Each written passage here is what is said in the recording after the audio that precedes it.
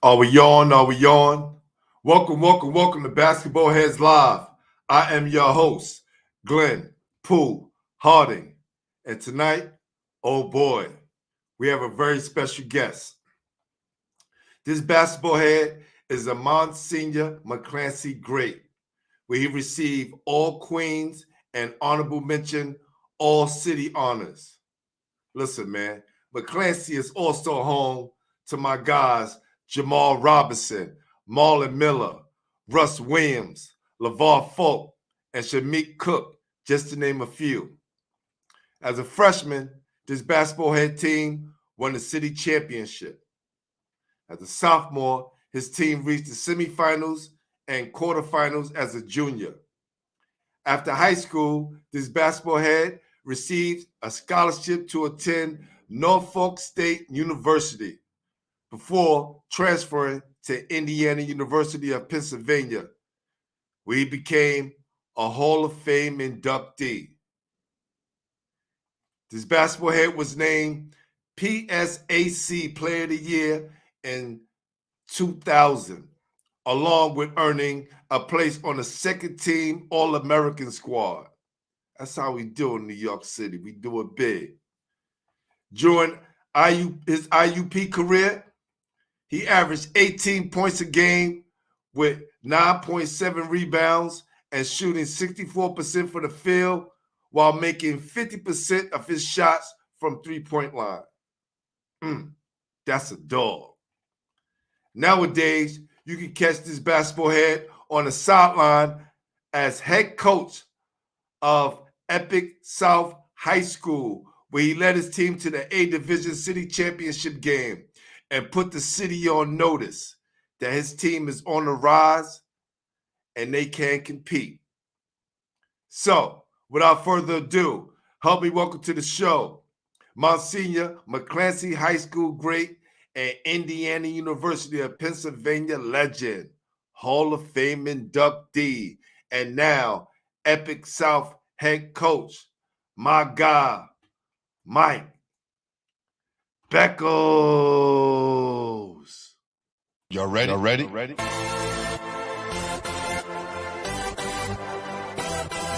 Yes. You have just stepped into the world of chaos, where everybody goes hard. Come on. Go hard. Go hard. Go hard. Go hard. Go hard. Go hard. Or go home. Never back down. You gotta hold your own.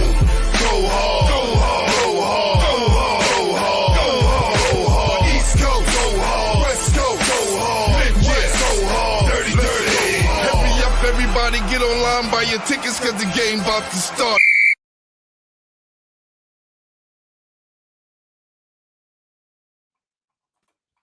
What's up, my brother? What's up, Pooh? How you doing? Oh, man, blessed and highly favored, man. Blessed and highly favored. I can't even complain, brother. Got you on the show, so I'm doing well. Thanks for having me. Appreciate it. No doubt, man. First of all, I just want to congratulate you on your excellent year you had with your Epic South crew, man. Even though you guys came up short and I talked to you, you don't realize that you put the city on notice. Like when you guys made that playoff run and you guys knocked off Mary Bertram, the defending city champs, people, they was like, hey, listen, you got to go check out that Epic South crew, Pooh, because them boys, they play hard, they play together, and they coach well. And then, I knew that you was the coach. I said, they have no other way to play but to play hard because, that's the way you played and that's the way you gave it up. And I know you was going to be that way as a coach, man. So, man, salute to you, King. Thank you. I appreciate that. No doubt, man. No doubt. For those of you that's on Instagram, come over to YouTube. We just going to see me on here. Y'all not going to see my guest. So if y'all want to see my guest, Mike Beckles, come over to YouTube and make sure you subscribe.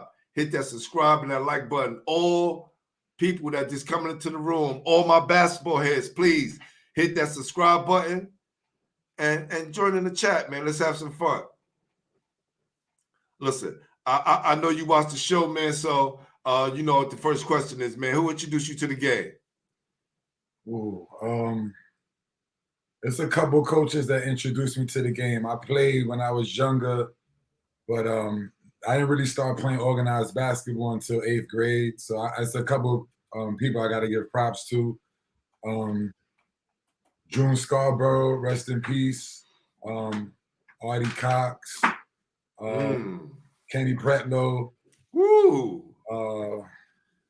It's a lot of people that, like I said, that help.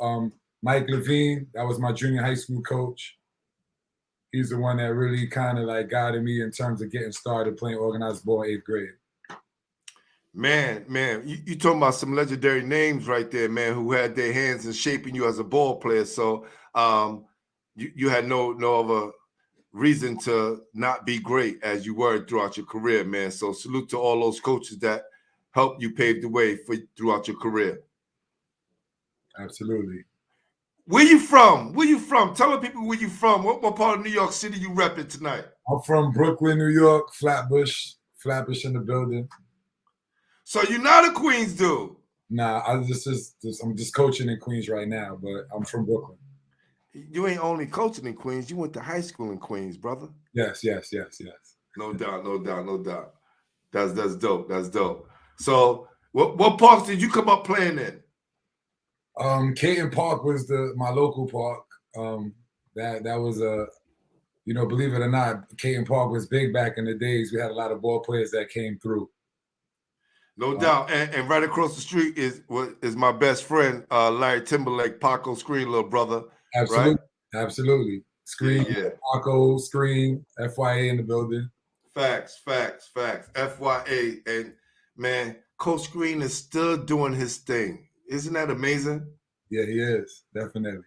He played a part or two, Coach Screen. Yeah, that's dope, man. That's dope. Who are some of the best players you came up around or came up with, during your growth as a ball player? Who are those guys that, that you came up playing with that was kind of running that race with you? Oh, there's a lot of guys that played. Andre Clark, Erasmus, Starr, Kyle Bowman, LeVar Folk, John Riddick, Shamik Cook. I played with a lot of good guys. I played on Riverside AAU, so we had a nice team. Trevor Diggs. It's a lot of guys that I play with. Greg Hall, rest in peace. Yes. Most definitely. Yeah, man. Those names that you're mentioning, man, is all high caliber players, man, and you play with a few as well. So that's dope, man. Who was the guy in the neighborhood though, Mike? Like, who was the guy in the neighborhood that everybody was chasing to be like? When I started playing, there was a lot of guys in the neighborhood that that played. Like I said, Paco was a guy that played. I mean, we had a lot of good dudes that didn't play collegiate or things like that, but guys that just had a name for themselves. There's a lot of guys, a lot of local dudes, but it's hard to pinpoint one person. But I know when I started playing organized basketball in 8th grade, I know there was a lot of guys that, like, I would say, like, Charles Jones was a guy that when he played, I was like, oh, we gotta watch him play. He was tough. That's real, man. That's real. Salute, Bench Talk. What up? The whole folk family giving you shout and give you love. Those my guys. Yeah. Salute, Bench Talk. My guy J.E. No doubt. Rested. That's right. I forgot to put Greg Harding. That's right. Never McClancy great. My bad. Salute to my guy G Hard. For sure. Yeah. Facts. Big facts. So who was like when you was coming up, right? You were looking at those guys, and in 8th grade, you was kind of figuring yourself out because you just started playing 8th grade, and now you got to decide what high school you're going to go to, right? Did you have a lot of people on you at that time when you started developing? Well, I was supposed to go to New Utrecht High School. That was on my public school, but I was supposed to actually attend Nazareth High School and play for Coach Gustus. There was some issues there with the funds, and it was for whatever reason, Nazareth wasn't going to take the sponsorship. I had sponsorship, and they weren't going to pay for it at the time, and my parents couldn't afford to pay tuition out of pocket. So that's how I kind of ended up going to Queens to play at Monsignor McClancy. For some reason, they know where to get them funds from, brother. For sure. We're glad. So how was your transition into high school now? Because you're going to a Catholic school. You know, you guys got to dress up. You coming from Flatbush. What was that transition like for you? And did you play varsity, or did you start the freshman, JV, then varsity? Give me that whole process and that breakdown. Well, I would say just transitioning from public school to Catholic school was a big transition. It was like night and day. It was a good experience. I traveled, so it didn't really matter for me. I had to take a couple trains and a bus and a little walk. But it was a good transition. It was a different environment. McClancy was definitely different than public school, being in a Catholic school, all boys school. My freshman year, I played freshman. I didn't. We won the city championship that year. We beat Rice in the city championship, and my sophomore year is when I played varsity.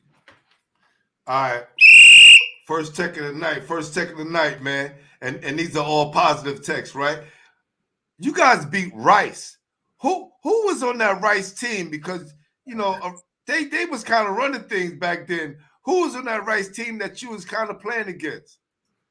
Nah, shout out to my guys. I know Chudney was on that team. Chudney Gray. I played with him at side. That was my guy. Bevon Robbins is on that team. Tyreek Kersey. Had a tough team. We actually played them during the regular season. They beat them actually at McClancy, so that was like a little get back. Oh, they beat y'all at McClancy? During the regular season, we played them regular season, and then we ended up playing them again in the championship. What was different about the second game? Like, you know, let's go back to that moment, right? The guys beat you. What was different about that second game that made you guys persevere into the win? I mean, honestly, both games was close. I mean, I knew those guys just playing in the circuit, so I know it was going to be a dogfight. We just, like I said, just fortunate to get the win. Coach Artie Cox, he coached well, and we found a way to pull a win. Give me some about Artie Cox that maybe a lot of people don't really know, and he's still doing his thing today, right? Yeah, Artie's still coaching. Artie's always cool as a fan. I need to get him on the show because he is a staple in New York City basketball. He has done a lot for the ball players in New York City. But just give me something about Artie Cox, man, like something that kind of sticks out to you still to this day. Well, Artie pushed us. Artie made us work. He set the ball high. He really prepared us. We really trained. He improved our games in terms of development. And like I said, in those close games, he instilled confidence in us. There's nothing like a coach who can instill confidence in their players, because I tell everyone, no matter how good you are as a player, once your confidence goes, you're done as a ball player. Absolutely. And if your coach is a great motivator, then, man, his players all going to play like dogs. Absolutely. I agree with you 100%. Now, when you talk about winning that city championship, right, your freshman year, how difficult was it to get back there, right? Because you guys, as a coach, you got to the city championship this year, not realizing the difficult process it takes just to get there. When you was in high school, when did you realize how difficult and how good New York City basketball just to get back to the city championship as a sophomore, junior, and a senior? Well, we talking freshman and then we talking varsity, right? So that's night and day right there. I think that was a huge accomplishment. But then when you playing varsity, in that time, in that era, there was a lot of teams with a lot of good players. A lot of players weren't getting recognition, but there was a lot of good players on people's benches. So, especially at Catholic school at that time, it was extremely competitive. My freshman year, we won a city championship. That same year, the JV won a city championship. That same year, the varsity lost in the city championship. So we had like a powerhouse. We kind of set the tone that freshman year. And McClancy had a lot of history before I got there. So playing varsity as a sophomore, the bar was set high. Definitely. What was your breakout year? Like what year you say you kind of broke out as a ball player? Honestly, I must say my sophomore year was one of my best years. I think I had a lot of I had a good coaching, and we had a lot of just hungry coming from my freshman year. But I think personally I played, but I was also playing with a lot of good players as well. So I think that made things easier. You got all city players like Greg Harden playing beside you, guys like LeVar Folk, Shami Cook, John Riddick. I had a lot of guys around me, so it made things a lot easier as well. Cool. Sophomore year is very important, because you learn in the process and going through the ropes your freshman year, sophomore year, and the junior years, that those kind of really important years to lead up to your senior year. Definitely. So you guys made it to the semifinals your sophomore year, correct? And then your quarterfinals your junior year. Correct. Who did y'all lose to those 2 years, if you remember?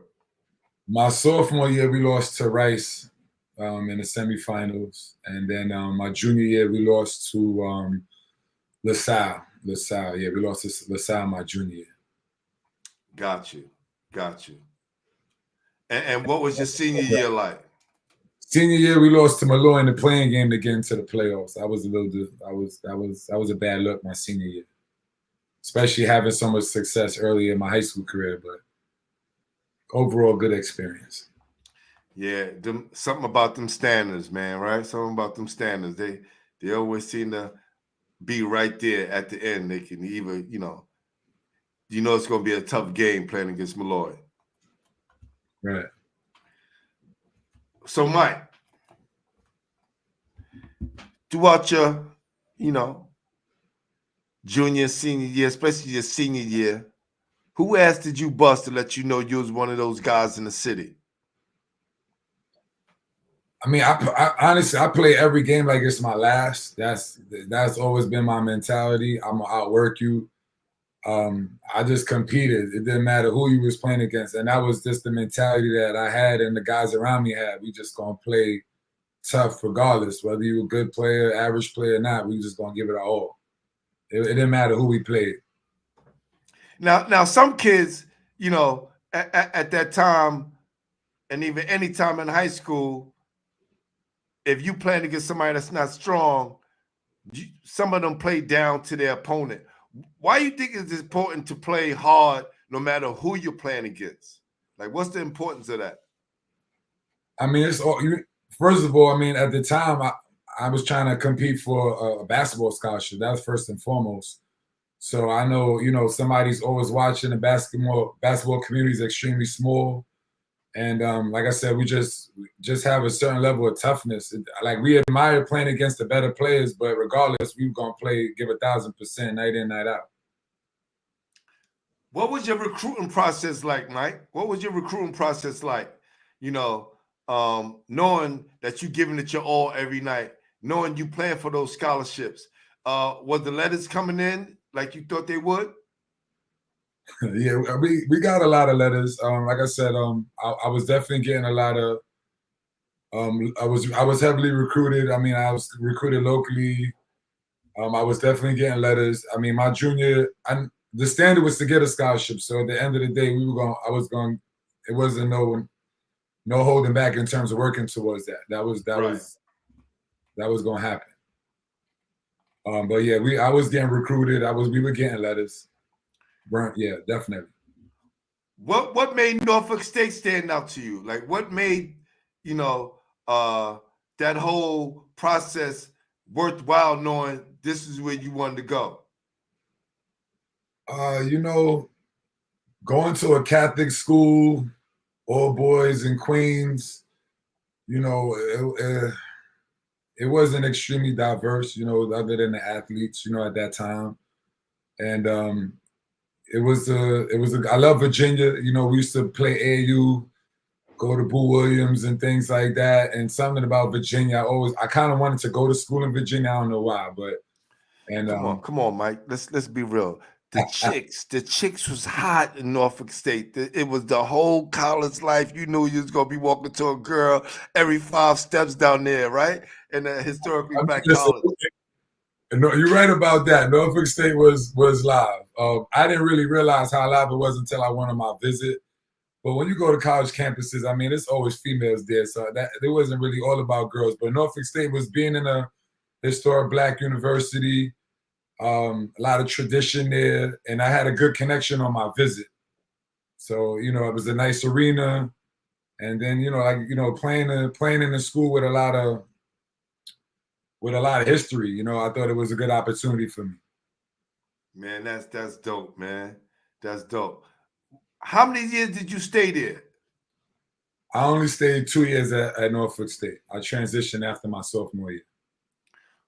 What were some of the reasons, if you like to talk about it, what were some of the reasons why you transitioned out of Norfolk State and didn't go on to have a great career at Indiana University of Pennsylvania? Well, on a positive note, like I said, I think I had some of my best experiences at Norfolk State. I met a lot of good people, good professors. The campus life was amazing.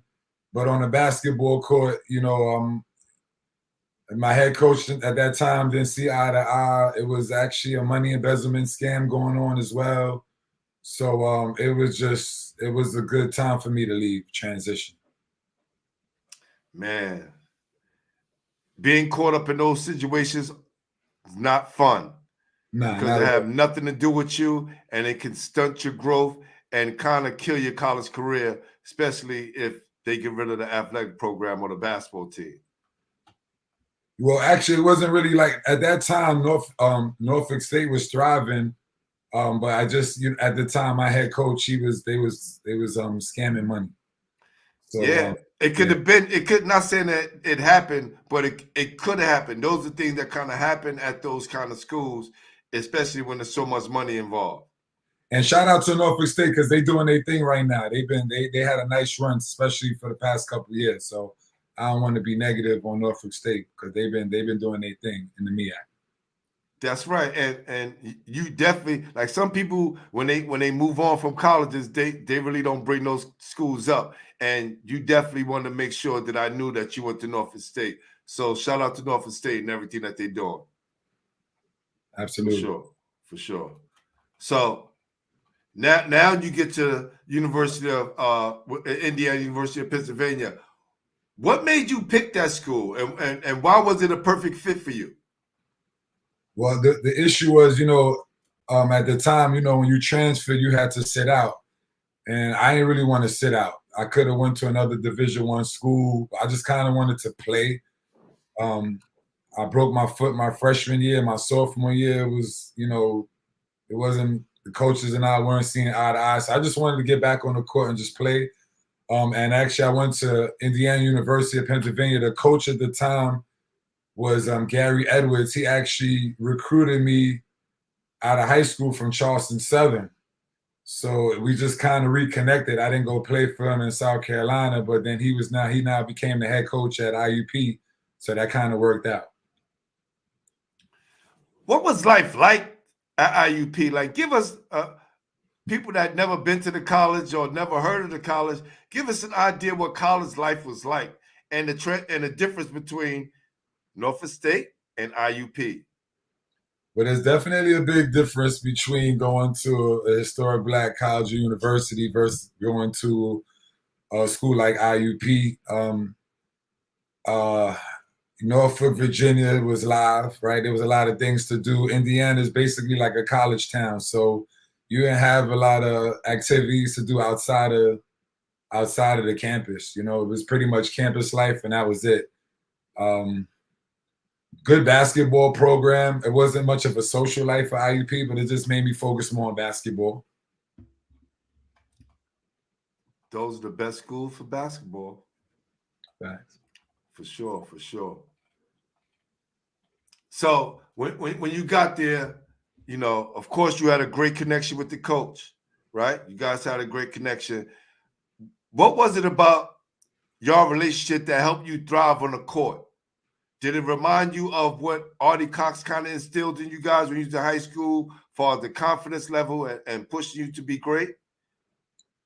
So my junior year was a little bit different. It was unique because we had 10 D1 transfers that came in to IUP. Like, you know, a lot of D2 schools want D1 players. So our team was stacked that year. So it was very competitive. We had a lot of good players on the team. I actually came off the bench my junior year. I averaged about double my junior year, but my role was different compared to my senior year. You was kind of being groomed to be that guy, it seems like, you know, having all those players come and transfer in, but also you coming off the bench knowing that a lot of those guys was going to leave. Did a lot of those guys leave during your senior year? Our main guys did leave. We lost a lot of main guys. We actually underachieved personally my junior year. We didn't go that far. We had so much talent. I feel like we didn't really maximize the way we were supposed to. But my senior year, I think the difference was shout out to my assistant coach at the time, Mike Taylor. He coaches overseas. He coached in the G League for a while. He pretty much showed me the importance of working on my game and work ethic and really develop my skill level. That's dope. That's dope. Excuse me. So when you think about your senior year, what games kind of stick out to you that you knew you was going to get off and have a great year? Look, you were second team All-American, and I don't care what level you're playing at. To be All-American is not an easy feat. When did you know you had something special cooking?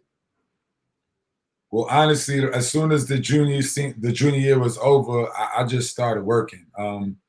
Started training. I think that was the hardest I ever worked in my basketball career. Started doing a lot of road work, running 3-4 miles every other day, lifting, just staying in the gym, doing 2-3 sessions a day. I didn't go home that summer. I went home for a little bit. And, you know, when I did go home, it was just a grind, just working. So I think that was the difference. I had worked so hard in preparation for my senior year that everything kind of came easy during the season. And you could say that along with you working, that the IUP coaching staff put you in the best situation to succeed. Can we agree to that? Absolutely. And I think it was a situation where I just organically just took over that role. Just in my work ethic and just, for me, it was a little bit different because a lot of guys like playing. Like I wanted to play. I wanted to win. First of all, I was a winner, so I wanted to do whatever it took to win. But I feel like when it got competitive and in the heated games, that's why I really wanted to take over at most, where a lot of guys kind of shy away from that pressure. As they say, pressure busts pipes, man. You either with it or you not.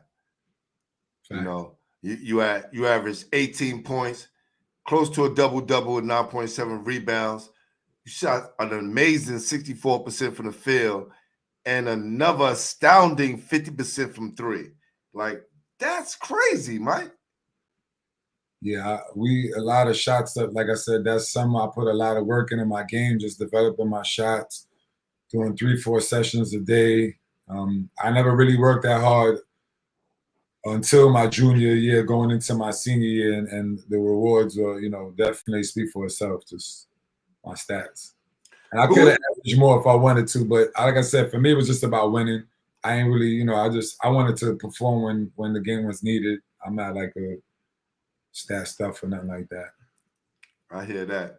Who was your rivals at that time? Like, what was the rival school at the time that you know, man, I gotta bring the A game because these guys gonna come with it tonight? I would say California. California had a real good team. They had a couple guys, couple pros on their team, couple D1 guys. They were always competitive. That was a team too in our conference that IUP and them went head to head. Is that California Bakersfield or California, PA? California PA? Okay, California PA. Got you. But since then, like I said, IUP has done amazing. Like they become a Division II powerhouse. They've made it to the Division II championship several times within the past couple of years alone. So they've continued to build on that legacy. Do you think you had a lot to do with building, the foundation for that school's success that they're having right now? I'd say I played a role in it. I wouldn't say I had a lot to do with building it, but I think IUP had a lot of history. I think during that time, what I did to get that run, we had to make an amazing run my senior year for us to even get to that point. We had to win just about all of our games, and I think I helped continue the legacy. Is it a game that sticks out to this day when you still think about, like when you think about and you have those moments? Because we all have those times when we sitting and it's quiet and we're reflecting on the past. And some people's like, I don't like to look in the past, but when you're a ball player and you constantly involved in the game, some of those moments kind of pop up in memory. Do one thing kind of sticks out or one game sticks out to you when you're thinking about your college career? My senior year was just an amazing season overall. So I just think, we didn't start off so great. I had some injuries, but we were able to win like 11 out of 13 games when we needed it the most. I would say probably playing against California in the first round in the playoffs. It was an ugly game. It probably wasn't the best, but it was one of those games where after we won, I feel like that just gave us confidence to move on to go to the nationals and go to towards the Elite Eight, because we lost in the Elite Eight my senior year. Man. Let's talk about something else right now, Mike. There's a lot going on with college basketball now, with the NIL deals and the transfer portals. What's your feeling on the transfer portals first? Like, just give me what you think about it, and does it help or hurt high school seniors coming out trying to get a scholarship? The NCAA is, I think the NCAA is making certain changes to benefit them. I think it changes the game when student athletes could transfer from one school to another without any penalty. I think it's a free-for-all. I think it's a benefit for college coaches that they could go and recruit other experienced college players. I think it does suck for players coming out of high school. It kind of minimizes guys getting scholarship opportunities because they're like the last option at this point. So I think it's great if you're, all college situations aren't necessarily good. I think now there's no incentive to try to ride out your situation when you could just jump into the portal. But yeah, I think it has a negative impact for kids graduating and coming out of high school getting a scholarship. I think it makes it a lot more challenging, especially if you're not like an All-American or an elite player. And this is why I tell the young guys, you gotta work. You gotta put in that work, because you guys are the last to be looked at. I don't care who you are. Listen, there was a player that went to Christ the King this year, had a situation at St. John's, and then a new coach come in with Rick Pitino, and then now this player, is going other places, and it can show you how fast that can change. And I wish him all the luck in the world on his next venture. Yeah, you're gonna see a lot more of that too, unfortunately. But guys got to work, especially guys coming out of high school. It makes it a lot more challenging to get a scholarship. Yeah, man, it's very, very challenging, man. I was speaking to a college coach the other day, and he was like, "Yo, Pool, man, it's so crazy out here. Like we recruiting kids, and they just telling me right off the rip, you don't got 150,000. You shouldn't even be talking to me." Yeah, I mean, with the NIL and one of my former assistants is the head coach of South Carolina now. We were having a conversation. He was saying like walk-ons getting 80 grand for NILs in like in big time programs. So I think the money, we didn't really see money. I mean, now they're getting 5 grand a semester. Even that's big, right? Right. The game has changed totally. It's definitely more lucrative for a college basketball player if you could get one of those opportunities. But if you look at the Final Four this year, right? We seen something that never happened before. We had 3 teams that never been to the Final Four in the Final Four. Do you think that's a result of the NILs and the transfer portal? Nah, not really. Because I feel like college basketball has been different the past couple of years. You have a lot more sleepers. You got a lot more programs that are making noise, and everybody's not necessarily going to that top tier school. Like people are branching off and not scared to go to smaller schools and making noise in these smaller schools and smaller situations. So I don't think that totally has a lot to do with the NIL, but I think it's more incentive for schools like that because now they can get compensated to go into those small schools. All right. If not the NIL, then the transfer portal, because a lot of those guys that we were hearing about it was coming from other schools that made those smaller programs even better. Absolutely, yes. So now I think coming from a big time program, if things didn't go well and you had that experience, it goes a long way when you transfer. So yeah, absolutely. I think that has a lot to do with it, and I think that helps. What was your feelings like, your career winding down and it's over with, and then you found out you was being honored by IUP to be in their Hall of Fame? Like, what was that feeling like, brother?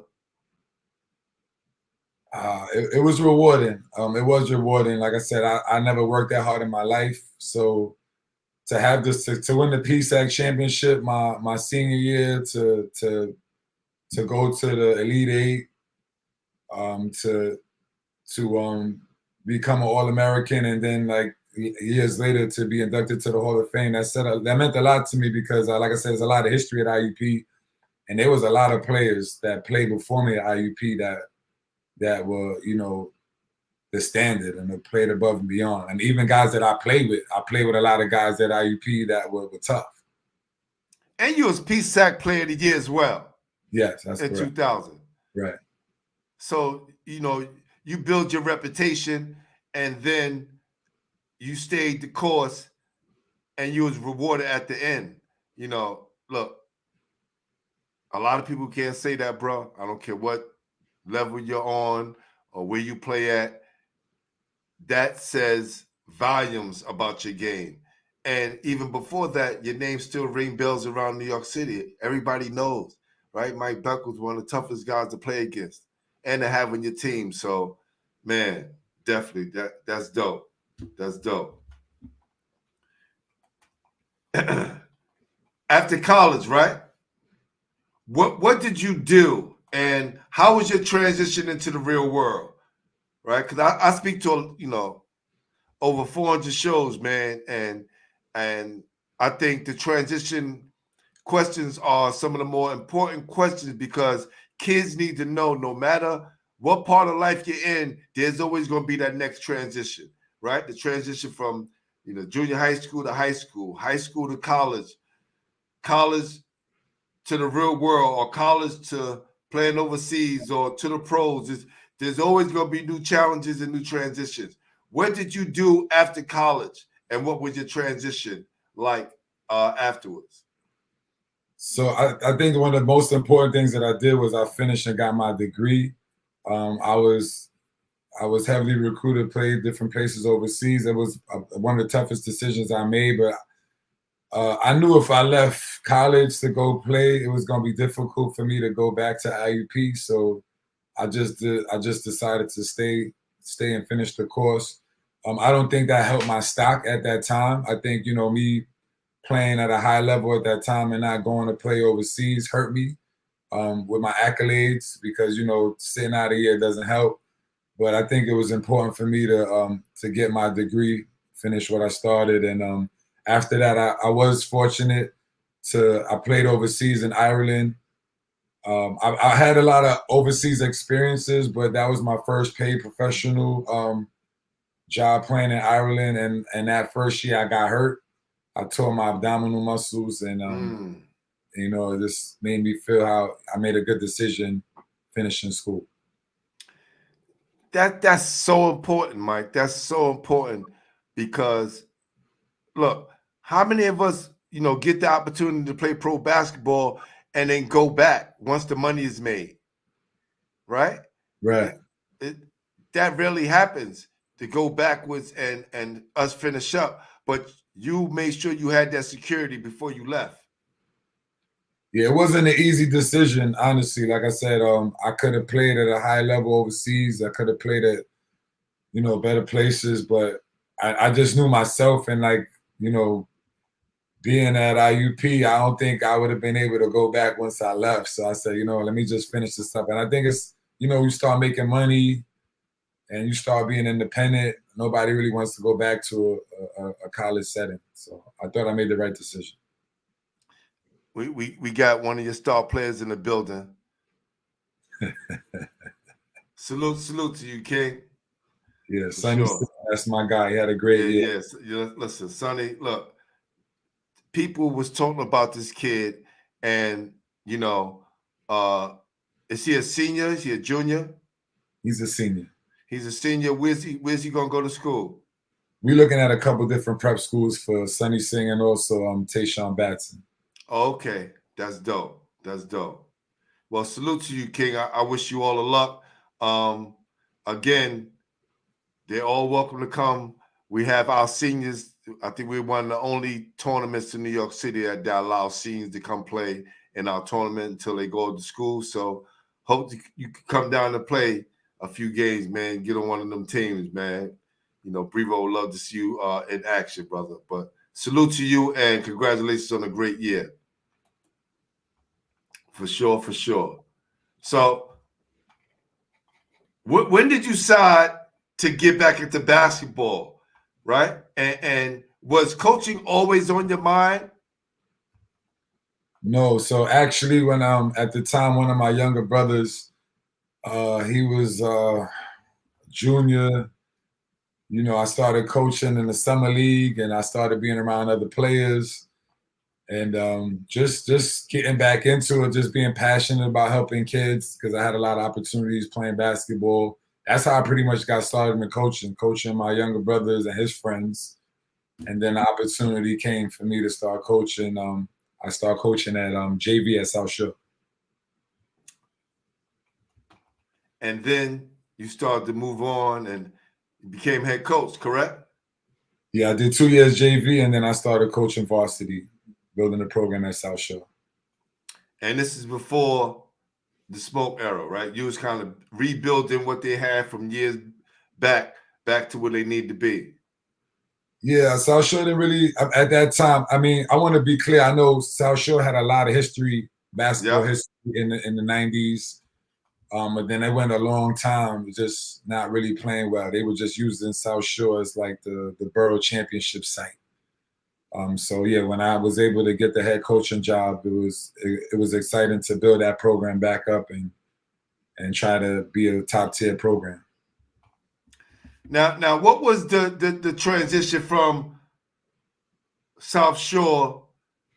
Did you coach anywhere after that before you got to Epic, and how did you get the Epic South job?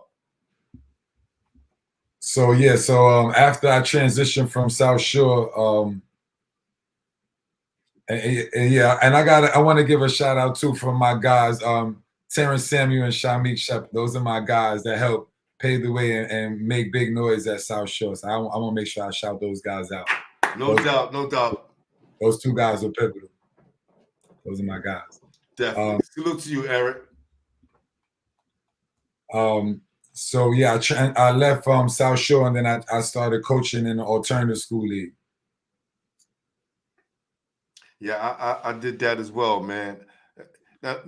And coaching in the alternative school league is a lot different from PSAL. Like, what was your experience like there, and what school was it? It was actually Bushwick Community High School. It's definitely it's helping kids. We're still helping kids, but it's a different magnitude. You know, like these kids are not necessarily playing for scholarships, but you know, it's just helping them transform their lives. Just you know, helping them towards graduation, being good citizens, and teaching them life lessons through sports. But I enjoyed that. I think it was a good transition at that time, and I was just happy to just be coaching, honestly. Listen, that's the sign of a great coach, right? Because the coaching jobs that you had in the past, and even you know to take a coaching job like this that just is selfless, right? You know you're working for certain goals, and to get these kids just a chance to be on the basketball court and hopefully just graduate and continue on with life, knowing that you're doing more for them than just basketball. Yeah, you know, a lot of these kids come from hard times, and you know, and still during school is going through hard times. So sports, basketball, it kept them motivated, and we had some success too in being in the multiple pathways league as well. But it was, you know, it was good to help kids. Like I said, it was different. It didn't necessarily, they weren't rewarded with scholarships, but you know, changing kids' lives. Guys coming to school, guys doing well in school, guys being productive, just changing their mindset, helping them prepare for the real world. How did you end up at Epic South? Funny enough, so my athletic director from Bushwick Community High School actually sent me the email. She said, "Hey, I just got this this email. They're looking for a coach. You should go interview." And I did, and I got the opportunity.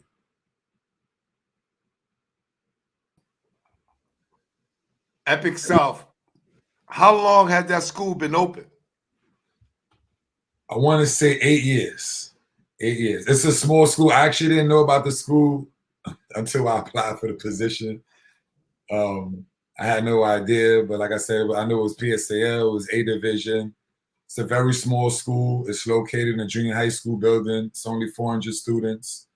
Very small setting, but great administration. I'm thankful they gave me the opportunity. Similar to what Eagle Academy started out, right? They started out a few years, and then they made it to the city championship, what we was talking about before, right? And I know you and your guys wanted to win it. That's everybody wants to win.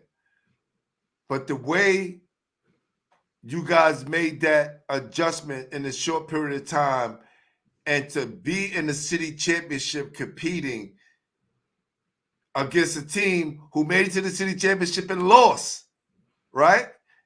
And then you guys beat the city championship, the Durant City Championship, to get to that city championship.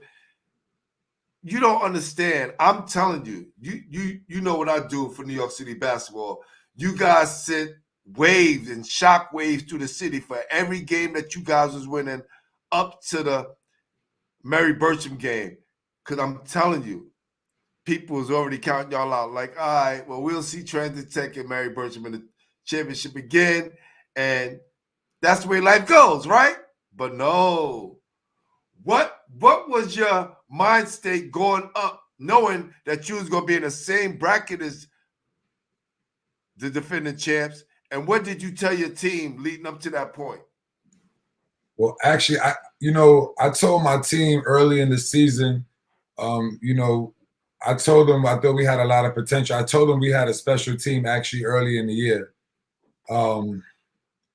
We started off the season rocky. We had guys sick, COVID, flu. So we faced a lot of adversity early on in the season. And I think that kind of hurt us in terms of getting recognition. We lost some games that we weren't necessarily supposed to lose.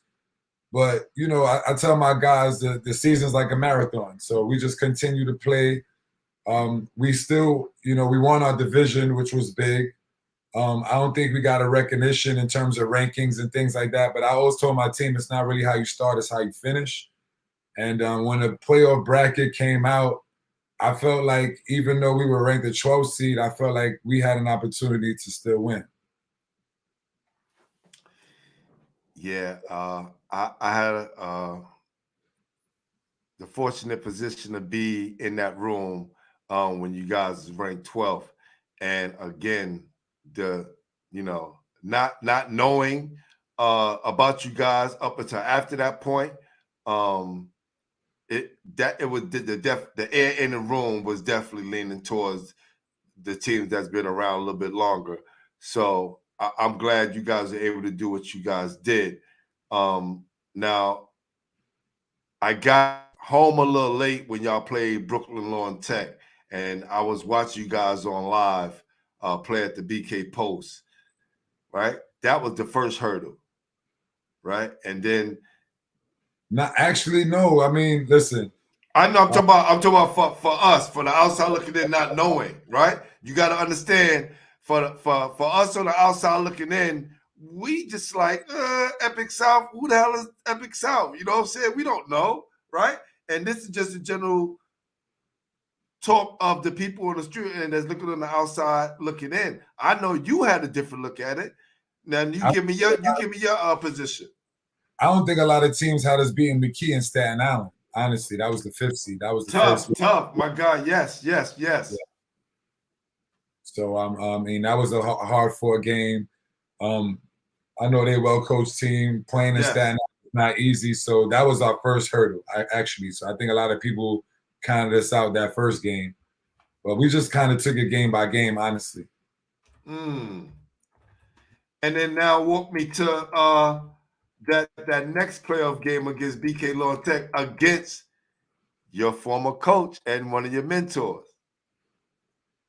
Well, like Kenny P ain't changed a beat. He the same way. I already know they were going to be prepared.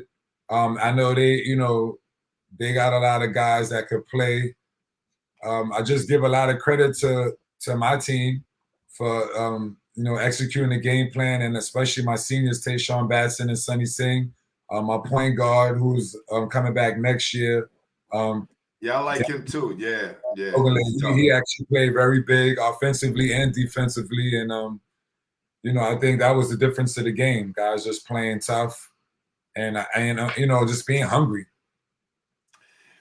You had to get through McKee and Coach Donahue. Then you had to get through BK Law and Tech with Kenny P. Like having a great team, but also having a great basketball mind, because those are two of New York City best coaches right there, right? They up there and far as the top coaches in New York City. And you beat both of them back to back. And now you're meeting the big bad wolf, right? The team that's kind of smacking everybody in the A division, everybody that they played, winning by margins of like 15 to 20 points. And you're practicing, and Sonny already said that, he prepares for everything that's going to happen. So they're already mentally prepared. You got them ready. And at the tip, when are you feeling the vibe like, oh, we got them? Like, when was it during the game that you felt that way? Honestly, just the mindset of my team was just, coaching for a long time. It's a lot of things that got to go your way to make a playoff run, right? You got to be healthy. Guys got to make free throws. Guys got to execute down the stretch. And I feel like we did all the right things at the right time throughout the game. I had confidence going into the game. I had a lot of confidence going into the game that we could beat them. I just think it was more about guys just being sharp the entire game. Bertram was a good program. Obviously, they were defending champs for a reason. But I just think my guys executed and followed suit with the game plan. We were able to pull it out. And guys play big, you know what I mean? Some big time players got to play in big time moments. And, you know, Sonny did that. Danny did that. Tayshawn had a monstrous year. You know, I had a lot of guys under the radar that didn't really get a lot of recognition. So I was actually happy for them to perform during these times. And it was solid during the course of the season if you look at their stats. Yeah, I know about Tayshawn because he played in Brevo last summer, made the All-Star team and everything. So we already had an idea what kind of ball player he was. My guy, Eric Kennedy, said, now y'all put people on notice. Y'all going to have y'all a target on y'all back next year because now people know who y'all are, right? So, you know, as a coach, are you worrying about that or you're not running from any smoke? Nah, you know, like I said, I grew up in a competitive era. That's what you want, right? You want to play competitive games. You want to play good teams. We embrace that. You know what I mean? I'm looking forward to that. And if, you know, we've been doing that. You know, our people sleep on Queens. Our division is actually a pretty tough division. It's you know, maybe a lot of teams don't get a lot of credit, but it's a competitive division. And then we play non-league games too to prepare us for that. So. Who's some of the teams that's in your division?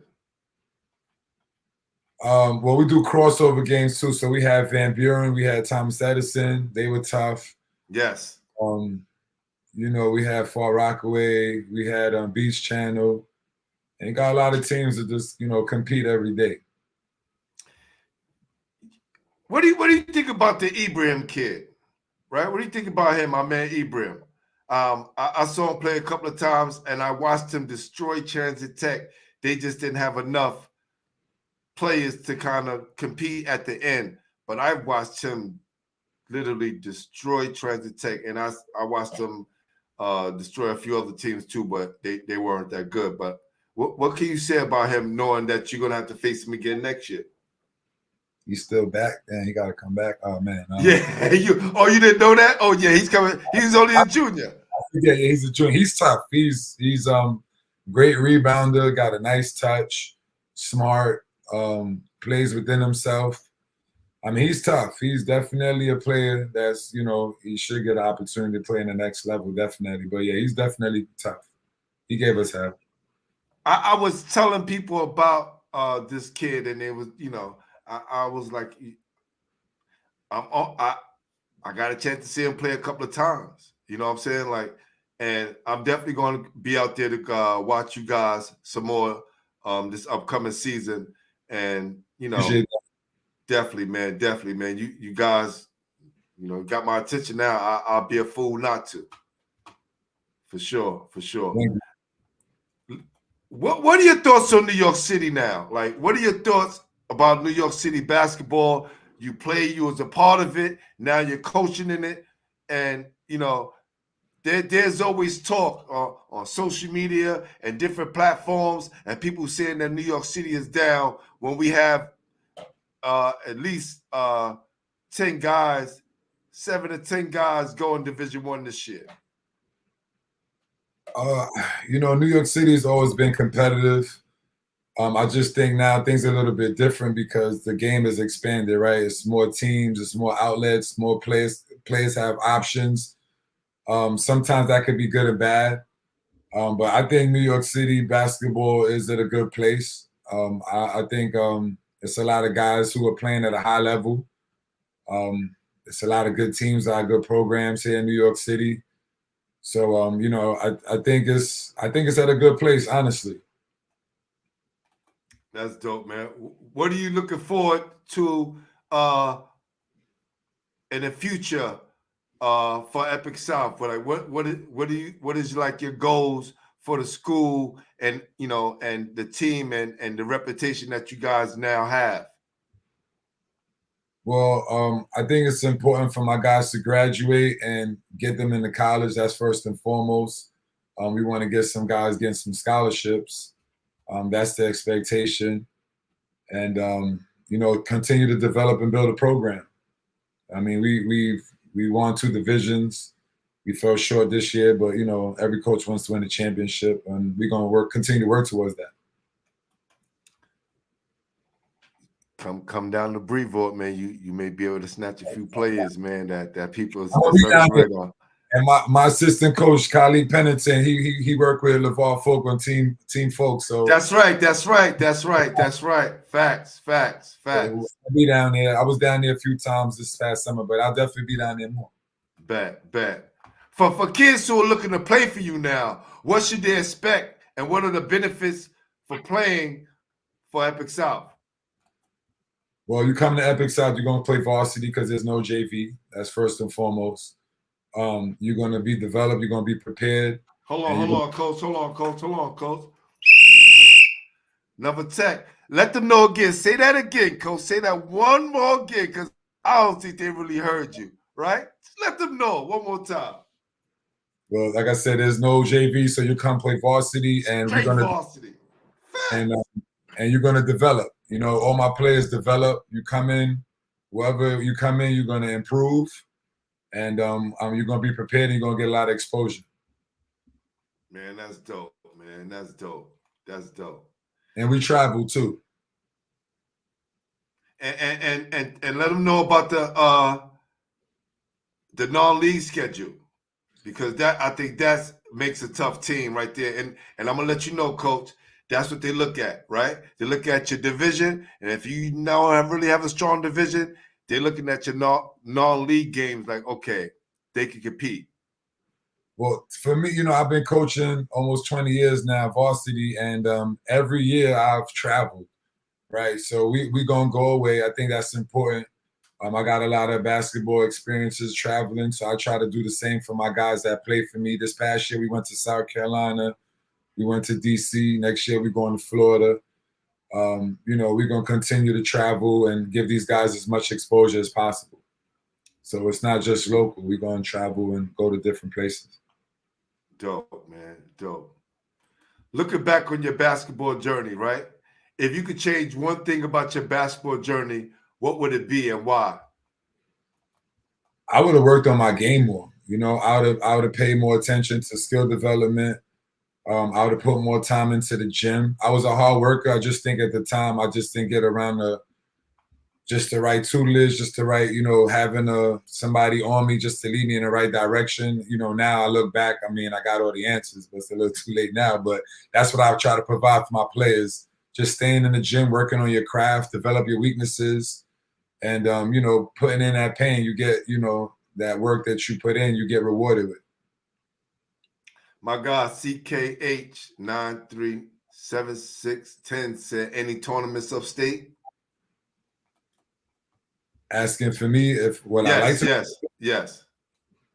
Yeah, I mean, listen, we looking for some competitive tournaments. So yeah, I'm open to it. You could hit me on the Epic South Basketball on Instagram to try to get in contact with me if anybody got some tournament opportunities. No doubt. Now, for the hardest part of the show, we're going to get into our top five. All right, brothers, time to be on the hot seat now. Top 5 guys you played against. Top 5 guys I played against. Played against a lot of good players, honestly. That I know, and you only can name 5. There's no 6-man, no one coming off the bench, just 5. Top 5, I was Tim Thomas, Stephon Marbury,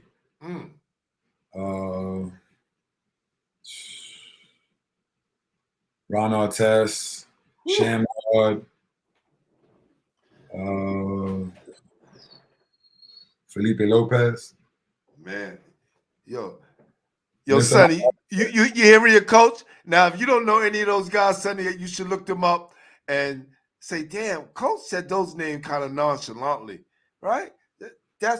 He was playing against some killers right there, man. Those are 5 killers right there. Man. Top 5 guys you played with. That's tough. I play with a lot of good players too. Yes. We talking about anywhere.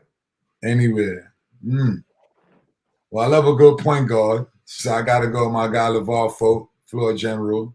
Facts. Maurice Whitfield, my point guard at Norfolk State.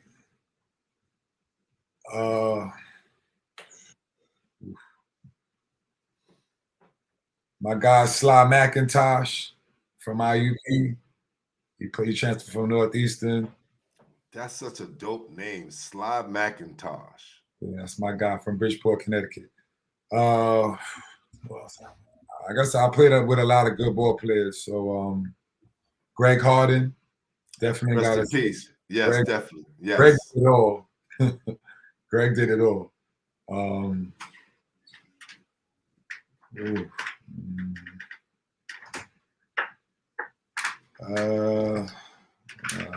One more. Told you this was the hot seat, man. This is the hot seat right here.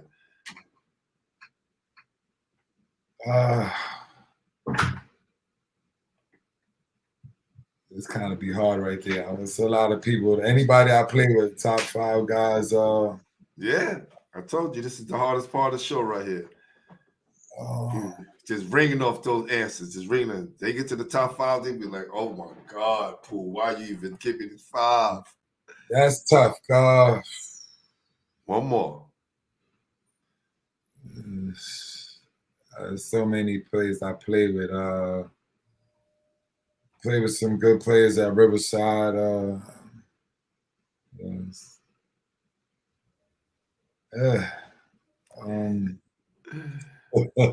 Got him, Sonny. Got him.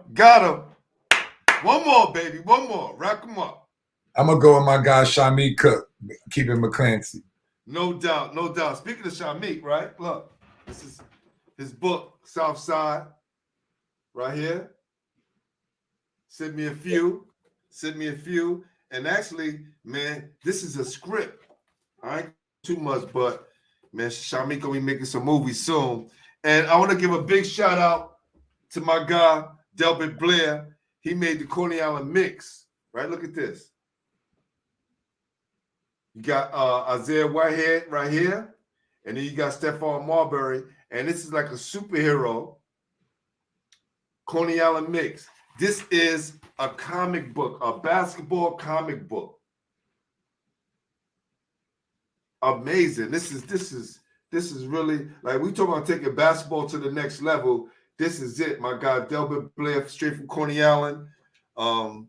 He wrote the history of Coney Island basketball, part 1, part 2, and he's coming out with part 3. That'll be out soon. So salute to my guy, Delbert, right here. There you go. Salute. And Shamik Cook. All right. Last one. Top 5 players in New York City history. 5 players in New York history. That's tough. There's so many greats from New York City. List is long. I'm gonna go with the guys that New York City. Kenny Anderson, Stephon Marbury,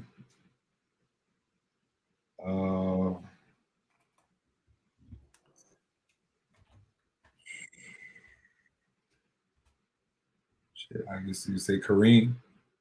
That's right. Better name Kareem. Like, well, I won't say better because greats. Nobody came on here and named the same 5 people. No one. In 400 and some shows, no one came on here and named the same person somebody else named. So good. Mashburn. Definitely on my list. Kenny Anderson. What I named 4? I got one more. Kenny Anderson, you said Stephon, right? Kareem, Mashburn, you got one more.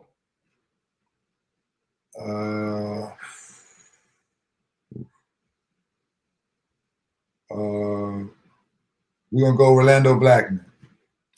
Listen, Orlando Blackman, he was on my list. Orlando Blackman, I just posted him up today, him and Kurt Redding.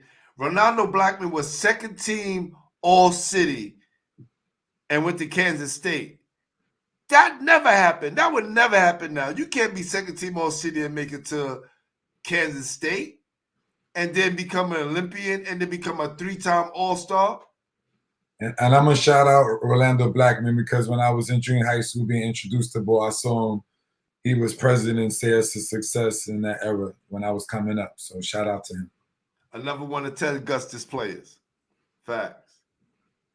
I guess I'll leave off with this, man, because usually my top 5 is my last question. But Hilaria Batson Boat Tie said, ask about Tayshawn. So I'm gonna, and since he played in my tournament, I'm gonna show him some love. Yo, Neil, I'll let you know about the book, Neil. I'll let you know. I'll give you my guy number so you can get this, Neil. What can you say about Tayshawn before we get out of here? Tayshawn had an amazing season for us. I think his progress from the beginning of the season to the end of the season, he's one of the kids that I said that like improved tremendously. I think the sky's the limit. He's still learning the game. I think him going to, he's playing AAU at New Heights. I think him going to prep school, continue to develop his game and get some more exposure. I think the sky's the limit for him. I think he will definitely be able to get a scholarship. He's just got to get tougher mentally and continue to work towards being great. Facts. A tremendous season. Shout out to Tayshawn Batson, my warrior. Yes, definitely. See a lot of potential in that young man. Great young man too, man. Well, listen, man. It was great having you on. I knew once I meet you face to face, I knew that I was going to be able to chop it up with you and let you know, I want to get you on the show. Knew you as a ball player. I used to watch from afar because during that time I wasn't even connected to the game like I am right now. But I just want to say, brother, man, we're proud of you. All the things you have accomplished. You are definitely one of New York City greatest players. And now you're becoming one of New York City greatest coaches. So keep doing what you're doing. Definitely going to be watching you. Stick around. All right? Stick around for a second before my closing remarks. And then, you can get yourself out of here. I want to thank everybody who came on to the show. I appreciate everyone. Ben's Talk, J.E., Wayne Mack. Thank you, Wayne Mack. Eric Kennedy, always appreciate you, brother. New Star Studio Media. Sonny Singh, appreciate you, young king, and good luck on your endeavors. Prep school. Khalid Pennington, salute. Neil Barrows, appreciate you, king. Always. KH, always appreciate you coming by. Who's that? Nana Kayumo, Dayupete. I probably killed that name, but thank you. Appreciate that. Hilaria Batson, appreciate you. Thank you. Everybody who came through, I appreciate you. Stick around for the closing words. We're about to get out of here. Peace, King. Thank you. No doubt. Well, we come to the end of the show. Listen, when you put in the work to work hard, to be great, the results going to show. But first, you got to put in the work. No matter if you're just coming off an injury, no matter if you thought the prior season was even decent and you got decent numbers, you want to put in that work to make sure that you reach the goals and the level that you want to be on. And then after that, you'll become a Hall of Famer like my guy. And all you coaches out there, no matter what level you on, no matter what you coach, if you prepare your team and give them a chance to win, they would do that. They would knock off some of the biggest competition out there. And you want to work to get on the map in New York City. So many schools, so many new schools out there, and you can get buried in the bundle. But what my guy Mike Beckles did this year was simply amazing. He took a young budding school straight to the championship. They came up short, but I guarantee you his players would never forget that for the rest of their lives. And now that they got everybody's attention, let's see what they do next year.